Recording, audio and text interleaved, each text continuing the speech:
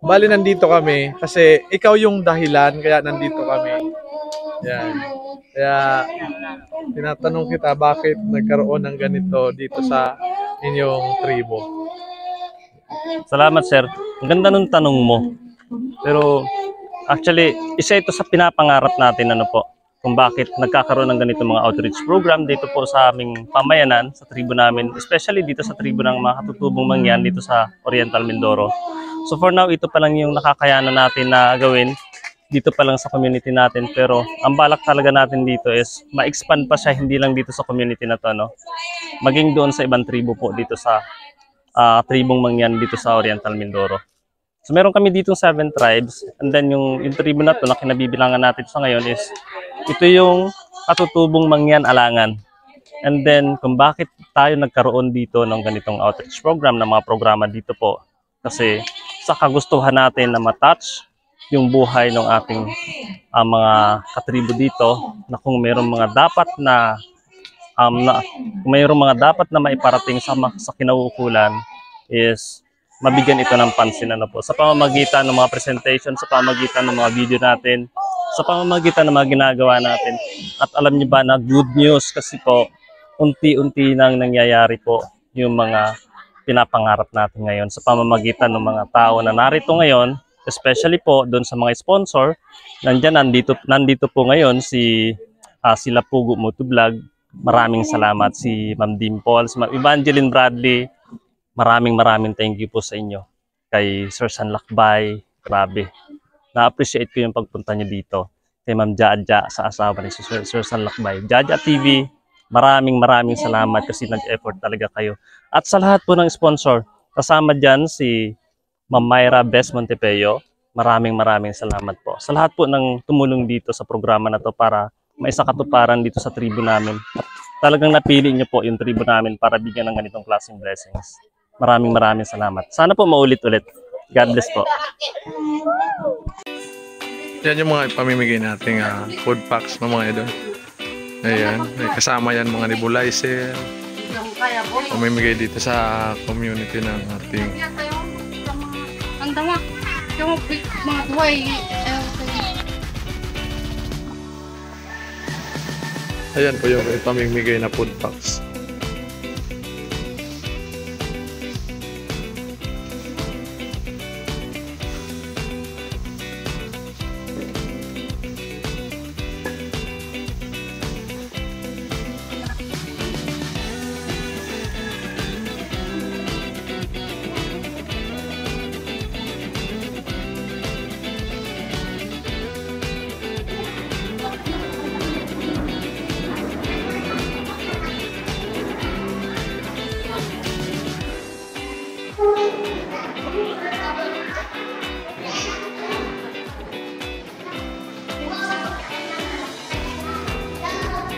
Di ba niyo sa ano? Di ba niyo dito? Kasi papamahagi na po natin yung nebulizer para dito sa bawat clan, bawat pamilya natin na ating mga kapatid na. So habang inaantay po natin yung angkan ng amin, tatawagin po natin ang angkan ng bato-bato. So yung isa lang doon sa pinakaligid ng bato-bato, pumunta dito sa harap, hindi nakakagalitan sino yun.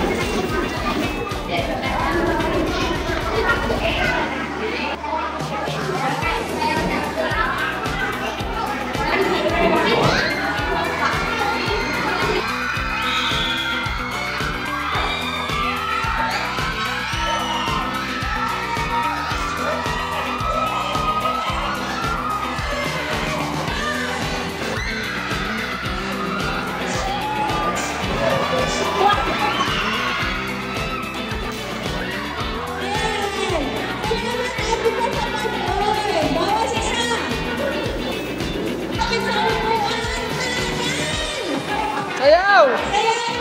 Sayaw! Sayaw!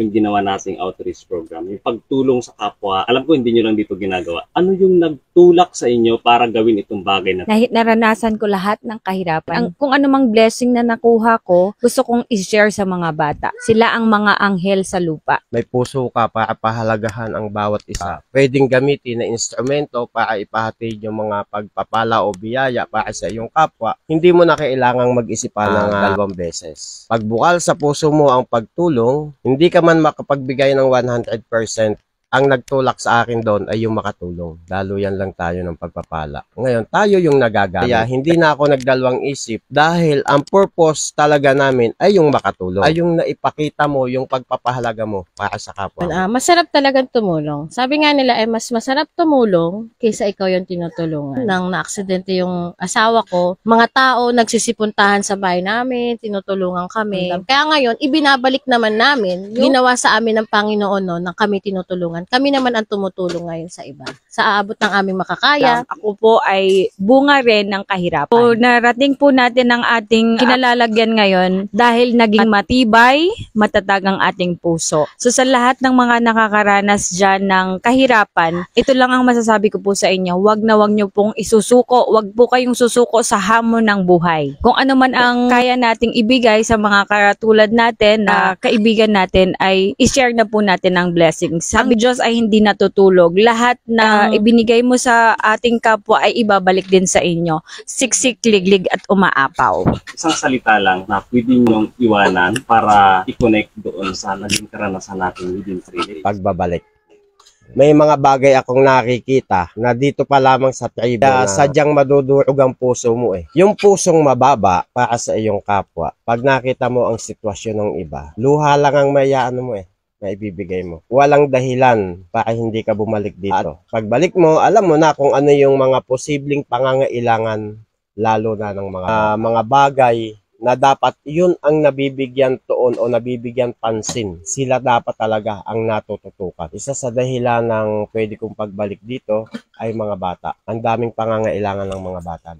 Mahalaga ng pagdating pa lang namin. Tanggap talaga tayo ng tao, no? Tanggap tunay na kaibigan nila. Hindi lang vlogger tayo na pumunta dito, kundi kaibigan nila dito sa community na bagong kakilala. Kaya yung mga tao nandyan, nag-join, natuwa, at sa ating mga adventure, sumama. Ganyan ako na-amaze ang napansin ko sa mga tao dito. Sobra ang respeto sa kapwa. Very hospitable talaga sila. Napakagalang ng mga bata, napakagalang ng mga matatanda. Kahit hindi ka nila kakilala, pag binati mo sila, babatiin ka nila ng may malaking ngiti sa kanilang mukha. Kahit ganito, payak yung kanilang pamumuhay, hindi man maganda ang kanilang bahay, ang kanilang mga kasuotan, papapasukin ka nila sa kanilang bahay ng walang alinlangan. Napaka-hospitable talaga nila. Babalik at babalik kami dito. Kasi napaka-saya ng experience namin. Sobrang sarap sa pakiramdam na kami ay nakakilala ng katutubong mangyan. One word,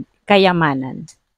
Sa lugar pa lang, punong-puno na kayo ng yaman. Sa Manila, lahat ng bagay ay binibili. Ultimo hangin ngayon ay binibili na rin. Dito ay sobrang fresh air. So ang tubig nyo dito ay napakalinis, napakalamig, refreshing. Pwede mo siyang inumin galing sa ilog, sa falls, dahil sobrang linis ng walang pollution. Kung iniingatan ng ating mga katutubong mangyan. Dito, libre na lahat. Gawin sa ating mga kababayan na dadalaw po sa ating mga falls, mga rivers. Ingatan po natin at wag po tayong magtatapon ng kahit anuman. Plus, lalong-lalo na po mga plastic. Unang-unang makakasira po yan sa ating kalikasan. Sa Manila po, ang mga kabataan ngayon, nakakalimutan na po natin ang ating tradisyon sa po at opo. Ang mga bata po talaga dito ay talagang naturuan ng respeto sa mga nakakatanda. Nakita ko rin po yung pagbe-bless nila. I-welcome ka nila. Sa pamilya ni Kuya Lakoy, marunong ang mga bata sa gawaing bahay. Lahat po ng gawaing bahay ay talagang maaasahan. Ilang taon pa lang sila pero alam na nila ang mga gawaing bahay.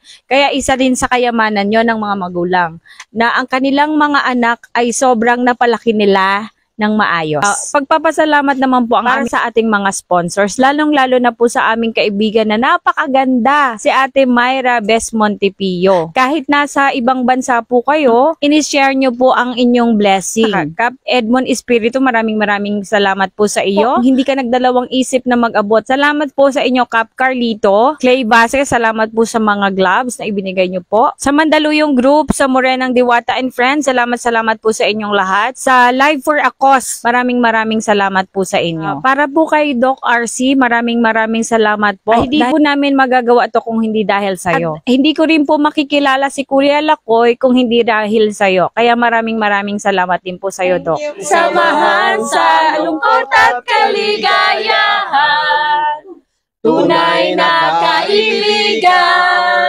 kasamang maaasahan. Salamat at tayo'y may pinagsamahan. Salamat, tunay kong kaibigan.